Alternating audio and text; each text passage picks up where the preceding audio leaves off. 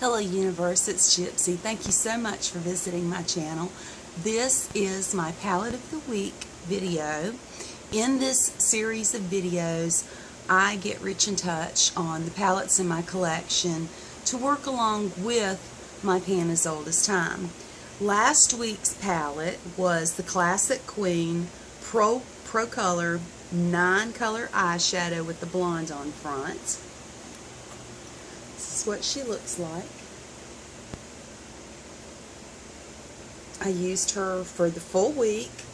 My video last week was late going up because of needing to dig up a water line on my property, on my farm. I had a water leak, so I didn't get around to filming it, but I did get 7 days of play out of this, so I can talk to you about it.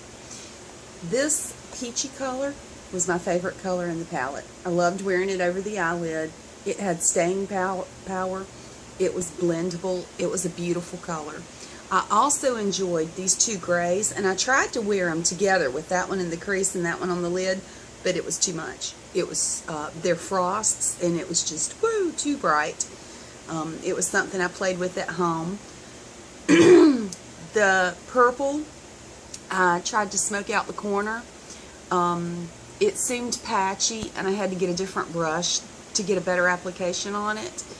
And because of the tearing that I constantly have with my eyes, not allergies, just dry eye, something I have to live with, it came off.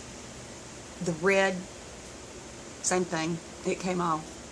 Burgundy, same thing, it came off. These two colors in the bottom I also put on the lid, and they performed almost as well as the peach. I didn't touch the black, didn't reach into the black, because my pan as old as time had black in it. I enjoyed this palette. It, depending on what brush you used, it did have a lot of fallout and kick up. So I did have to work with that. I honestly didn't feel like this peach had a lot of fallout and kick up, but the other colors seem to, especially these dark colors, they seem to have a lot of fallout. The red, I had a mess going underneath from fallout, and thank goodness it was my day off and I had time to work with that. This week's palette that I'm going to roll in to play with is the Color Me Buff Natural Nudes Eye Color Palette, and it says W7 on the front. War Paint Cosmetics.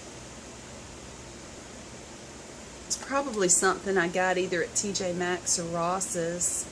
It's a metal tin. This is what the colors look like. There's a lot of frosts in there. I'm wearing this color on my lid.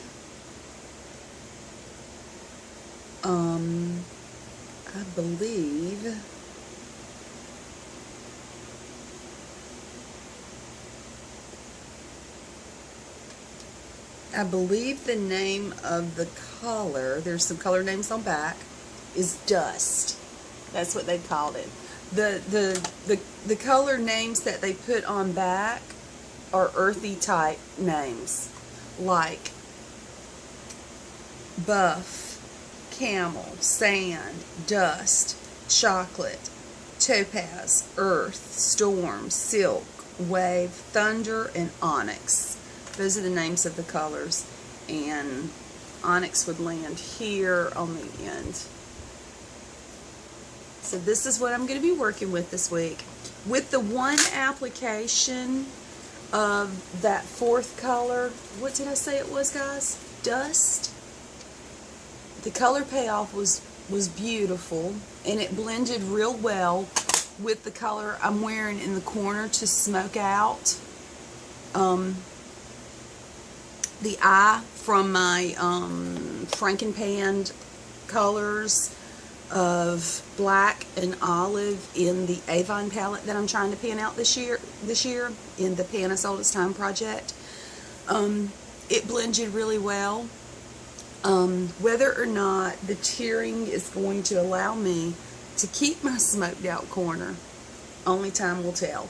I haven't found anything yet that will help me not have that makeup run. I am trying for the first time, and this is from my stash, it's not a new purchase, a L'Oreal Infallible setting spray, and I tried to mist it over the eye makeup, but the mister on this doesn't have a fine spray. It's kind of concentrated in the middle, so when I closed my eyes to mist each of the eyes, I got a blast, and that made some of the makeup. I had not yet put on mascara, thank goodness, or I'd have been in trouble. I've panned out my face primer, my Mary Kay face primer, and I'm going to try a product I ordered. I think I ordered this off of Ali. O2O is the name brand. It says it's a hydrating face primer, pore minimizer, and it's got these gold flecks in it. So tomorrow will be the first day that I try that primer.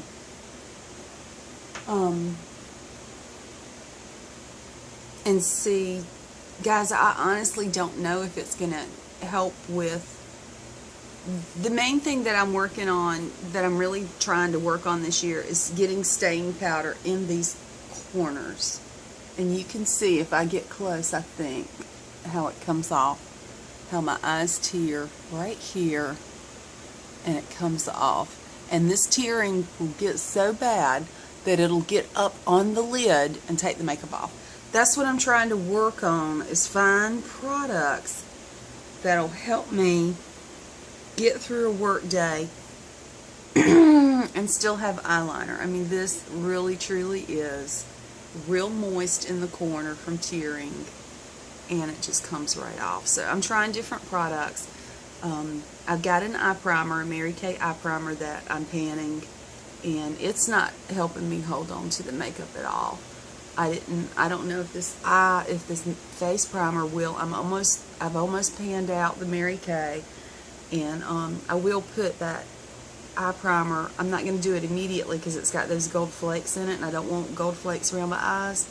But I'm going to try it and see, and if it's gentle enough and those flakes don't go crazy all over my skin, I might try and use it as an eye primer,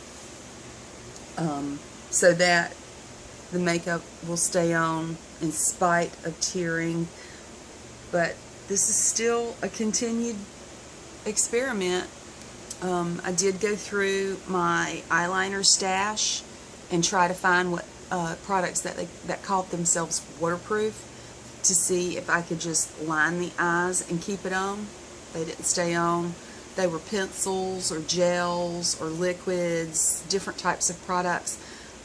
I've tried lining the eye and then setting the liner with powder, but once that tearing starts, it is enough to get the makeup to come right off. And my eyes tear all the time. It's not allergy related, it's not makeup sensitivity related, it is just, it's just the way my eyes lubricate themselves, and it's called dry eye. Dry eye causes this. So guys, let's get back to it. This is the product I'm rolling out. This is the product I'm going to be rolling in. I will get back to you in a week and let you know how I enjoyed it. And as always, thank you so much for stopping by. And feel free to subscribe, because I love making new friends. Happy Mother's Day.